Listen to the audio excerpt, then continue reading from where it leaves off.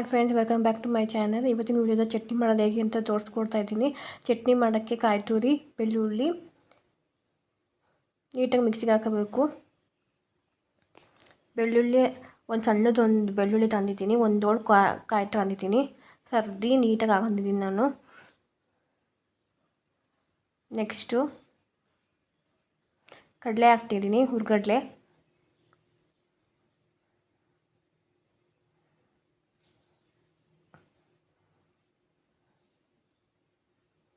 ಉಪ್ಪು ನಿಮಗೆ ಎಷ್ಟು ಉಪ್ಪು ಬೇಕು ಅಷ್ಟು ನೋಡ್ಕೊ ಹಾಕೊಳ್ಳಿ. ರುಚಿಗೆ ತಕ್ಕಷ್ಟು ಉಪ್ಪು ಹಾಕೊಳ್ಳಿ. ಕೊತ್ತಂಬರಿ ಸೊಪ್ಪು ಹಾಕೋತಿದ್ದೀನಿ. ಮೆಣಸಿನ್ಕಾಯಿ ಆ್ಯಡ್ ಮಾಡ್ಕೊತಿದ್ದೀನಿ.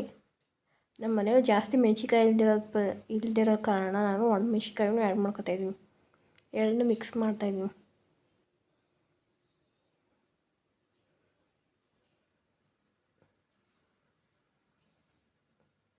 ನೀಟಾಗಿ ಕೊತ್ತಂಬರಿ ಸೊಪ್ಪು ತೊಳೆದು ಹಾಕಬೇಕು.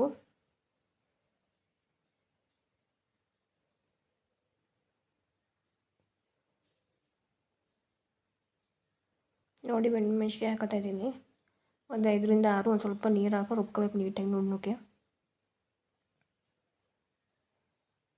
ನೀವು ಬೇಕಾದ್ರೆ ಹಸಿಮೆಣ್ಸಿನ್ಕಾಯಿನೇ ಪೂರ್ತಿ ಹಾಕೋಬೋದು, ಇಲ್ಲಾಂದ್ರೆ ಒಣಮೆಣ್ಸಿನ್ಕಾಯಿ ಪೂರ್ತಿ ಹಾಕ್ಬೋದು.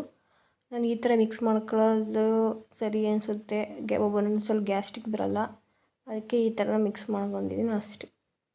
ನಮ್ಮ ಮನೆ ಹಸಿಮೆಣ್ಸಿನ್ಕಾಯಿ ಇರಲಿಲ್ಲ, ಅದು ಇದ್ದರೂ ಅದು ಖಾರ ಇರಲಿಲ್ಲ, ಅದಕ್ಕೆ ಒಣಮೆಣ್ಸಿನ್ಕಾಯಿ ಆ್ಯಡ್ ಮಾಡ್ಕೊಂಡಿದ್ದೀನಿ. ರೆಡ್ ಕಲರ್ ಚಟ್ನಿ ರೆಡಿ ಆಯ್ತದೆ. ಗ್ರೀನ್ ಕಲರ್ ಬೇಕು ಅಂದರೆ ಗ್ರೀನ್ ಮೆಣಸಿನ್ಕಾಯಿ ಹಾಕೊಳ್ಳಿ. Thanks for watching guys. Do subscribe to my channel. See you all in next video. Keep supporting. Love.